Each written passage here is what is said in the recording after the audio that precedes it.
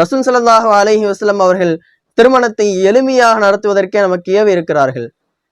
நமக்கு முன்னால் வந்த நம்முடைய முன்னோர்கள் சஹாபாக்களாக இருக்கட்டும், வலிமார்களாக இருக்கட்டும், அவருடைய வாழ்க்கை குறிப்புகளை எடுத்து பார்த்தால் யாருமே இந்த அளவிற்கு ஆடம்பரமாக திருமணம் செய்வதாக எங்கும் வரலாற்று குறிப்புகள் கிடையாது. ரசூல் ஸல்லல்லாஹு அலைஹி வஸல்லம் அவருடைய காலத்திலும் கூட ஒருமுறை ஹஜ்ரத் அப்துல் ரஹ்மான் இப்னு அவுஃப் ரலியல்லாஹு அன்ஹு அவருடைய ஆடையில ஒரு வாசனை திரவியத்தினுடைய ஒரு மஞ்சள் நிற கரை இருக்கிறது. அதை ரசூல் ஸல்லல்லாஹு அலைஹி வஸல்லம் அவர்கள் பார்க்கிறார்கள். அதை பார்த்துவிட்டு அப்துல் ரஹ்மான் இப்னு அவுஃப் ரலியல்லாஹு அன்ஹு அவரிடத்துல கேட்கிறார்கள், இது என்னவென்பதாக கேட்கிறார்கள். அப்பொழுது அப்துல் ரஹ்மான் இப்னு அவுஃப் ரலியல்லாஹு அன்ஹு சொல்லுகிறார்கள், தஸவ்வஜ்து இம்ராஅத்தன், நான் ஒரு பெண்ணை மனம் முடித்துக் கொண்டேன் என்பதாக அப்துல் ரஹ்மான் இப்னு அவுஃப் ரலியல்லாஹு அன்ஹு அவர்கள் சொல்லுகிறார்கள்.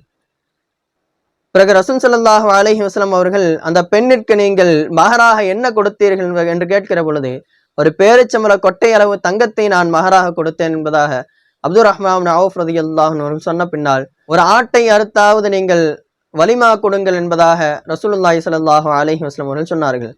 இந்த நிகழ்வை நாம் சற்று உற்று சிந்தித்து பார்த்தால் சஹாபாக்களும் ரசூலுல்லாஹி ஸல்லல்லாஹு அலைஹி வஸல்லம் அவர்களும் எந்த அளவிற்கு நெருங்கிய தோழர்களாக இருந்திருக்கிறார்கள் என்பதை எல்லாம் நாம் நன்கு அறிந்திருக்கிறோம்.